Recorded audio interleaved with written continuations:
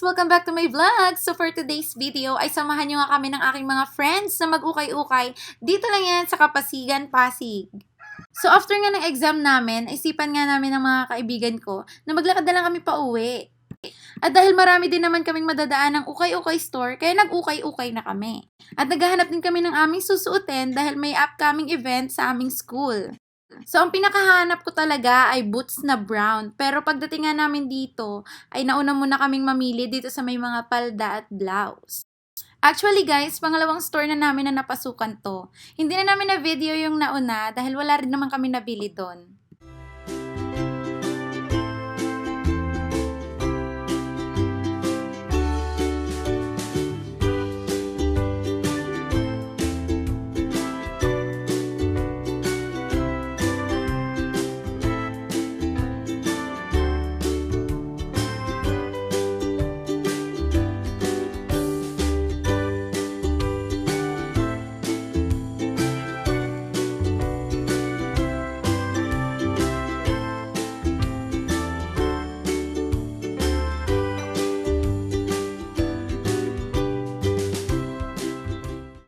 After nga niya, nagpunta na nga kagad kami dito sa may mga sapatos. Malayo pa nga lang ako, may napansin agad akong boots na brown, pero nung nilapitan ko siya, malaki pala siya at panlalaki.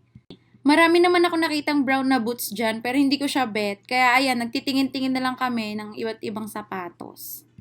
At sobrang dami nga naman talaga nilang sapatos dito at ang gaganda pa nila, yung iba branded pa.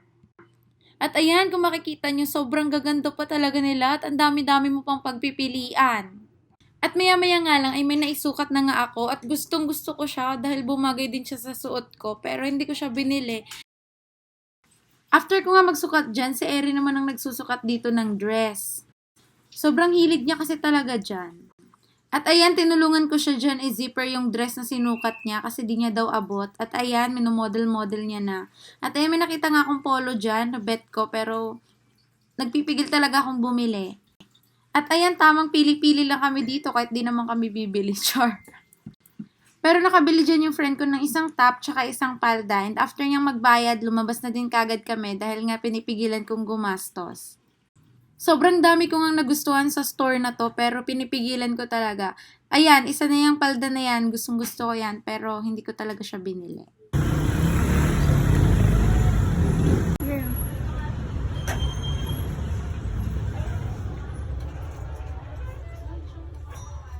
Itong store naman na to ay katapat lang to ng store na pinasukan namin kanina. Jonah! At ayan, may inabot nga sa akin si Daisy na palda. At ayan, ang ganda nga. Nung sinukat ko nga siya, ang ganda ng fit sa akin. Kaya mukhang bibilin ko yan, guys. Charot, binili ko talaga yan. Kaya ayan, binayaran ko na kagad. Pero guys, pinag-iisipan ko talaga yan ng 7,777 times.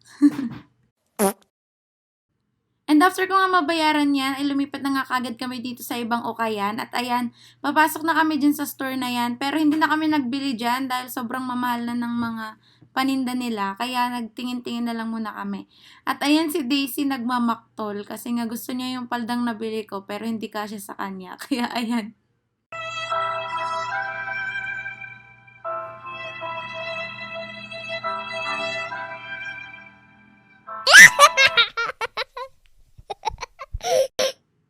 At ayan, may nakita nga akong cover up, kaya nagmadali ako ibaba yung gamit ko para isukat kagad. Pero guys, sa kamay ko pa lang hindi nakasya. At ayan, nagtitingin-tingin na lang kami dyan at maya-maya lang ay uuwi na rin kami. Dahil maglalakad pa nga kami. At habang naglalakad nga kami, may nakita nga kaming street food. Kaya nagmerienda muna kami. At ayan, si Daisy kumakain na. At ako naman, naglalagay naman ng sauce. At ayan, si ate nagbebenta. Hi ate, shoutout sa'yo. At habang naglalakad nga kami pa uwi, nakakita kami dito nung nagbebenta ng mga bulaklak. At ayan, palubog na nga ang araw. Kaya hanggang dito na lang guys. Maraming salamat sa panonood. Bye! Sino ka dyan?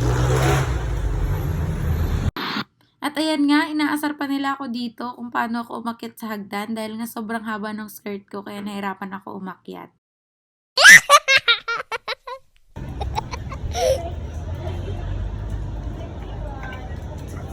Wow! Isa pa.